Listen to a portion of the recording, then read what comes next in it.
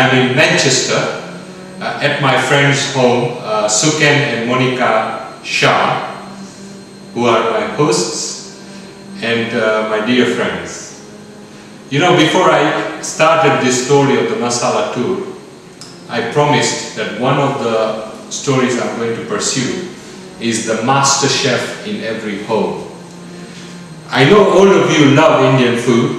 In fact, it is shown that in this country, Indian food is the most popular food by any measure for Britons everywhere. One of the reasons it is so popular is because Indians are very good cooks. Now, what we're going to look at in this story is to actually see an Indian kitchen and ask a person who does not consider herself to be a master chef, but actually is a master chef, who does not seek fame or fortune or celebrity status, but knows a wide variety of dishes and cooks with such humility and such care and such spirit that I've always enjoyed coming here, eating here, and I've always felt very welcome here. So, ladies and gentlemen, I'd like to introduce you to Master Chef Monica Shah. Monica. Hello. So this is your kitchen. It's a very big kitchen, and I can't help noticing that at the corner there you have a statue of the god Ganesh. I like to keep Ganesh in my temple here in the kitchen because it's something which I do every single day, cooking. And when I do it with a prayer, I feel I've done it as, I've put it as an offering to the God, because it keeps me happier, and also it gives me more reason to what I'm doing every day. So once I've prayed to my Ganesh here and put some incense, it is to, I feel that I'm passing my positive energy in the food and to my family. That's my idea of having the temple in the kitchen. Monica is a multi-talented citizen of Britain. She's a very, very good artist. She's an excellent mother. She's an excellent host. She's also runs her own business. So Monica, that's a picture of one of your paintings. What's the relationship between your art and the food that you make? It's an expression, an outlet, what I feel and how I want to present my feelings. Basically, painting gives me, again, a lot of pleasure, and so does cooking. Cooking is every day, single day I create. I do make dishes which my children like, and I've tried to adapt a lot of things from the environment into my cooking, same as any artist would do with any media. They take in a lot from what's around them. So my cooking, as well as it should have been in my painting, I haven't been painting too much recently, but I've adapted a lot in my cooking. I do Mexican cooking, Chinese cooking, Italian cooking, and a lot of Middle Eastern cooking as well, wherever I can put all the food values in, and what things I've learned from my friends, tasted around here. It's something which I had not known so much back in India, but I met lots of different people here, and I've learned a lot of things from them, and I try to, it's like, again, an expression. And because my children like it, I feel I'm again connecting with them through food.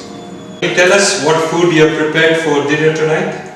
A mix of different things. There's some salad. This is tabbouleh. Tabbouleh is a Middle Eastern salad which has couscous in it.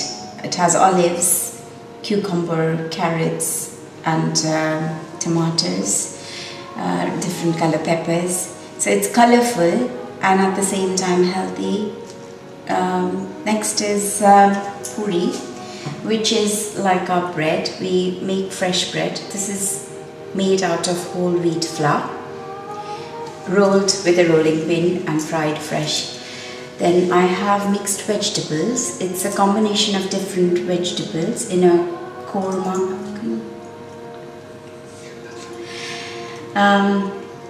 In a gravy which I made in a Jain special with a Jain recipe with no onions, garlic or root vegetables. It's using some cashew nuts and tomato gravy with some, again, simple and nice adaptation to what I wouldn't have used mascarpone in it, but I have used it to give it the thickness. In India probably I wouldn't have, but it's an adaptation. I've got here dal, which is a pulse, and one of the main food, it's a staple food of India. It's made all across the continent in variations, in different, but same thing in slight variations. It's called dal. It's almost a part of our daily meal. We have dal every day or every other day. Then I have, this is just simple rice to have with dal. I've got here carrot, it's called halwa. It's sweet, it's a dessert which is made with, it's a North Indian. Again, when I talk about food, it's not just West and East. I do tend to mix a lot of North India, Gujarat, South India, so it becomes Indian meal rather than Gujarati or a Jain meal totally.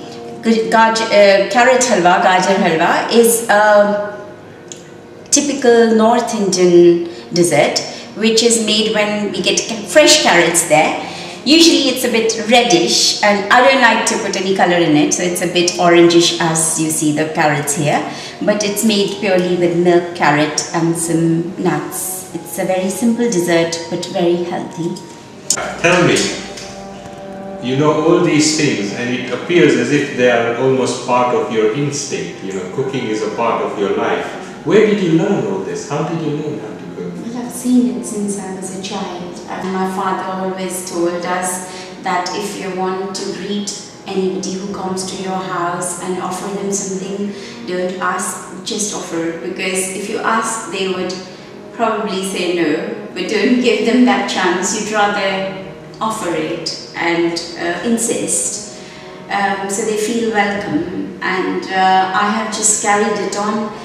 As for my recipes, over time, again, I've picked up, I grew up in Delhi and a lot of my friends are Punjabis, so I took to a lot of North Indian cooking. We've been vegetarian since we were children, so South Indian cooking was very, very tempting for us. And also, if we didn't get it, we shared recipes between family and friends and made some adaptations and sort of kept learning as we went on. Yeah. How many? I mean, if I were to ask you, how many different types of I lose count on it. I think if asked for a dish, I can usually make it. I would say I can make about maybe 20 of each vegetable, probably. So I'd say roughly, at a minimum, Monica can cook about 200 to 300 different dishes. I would say that. And these are all vegetarian dishes, so it's a fantastic skill that she has. Monica, we are living in 2010 in Britain. This is a very busy society, a very stressful society. A society where time is the biggest constraint, and cooking is one of those activities which takes a lot of time.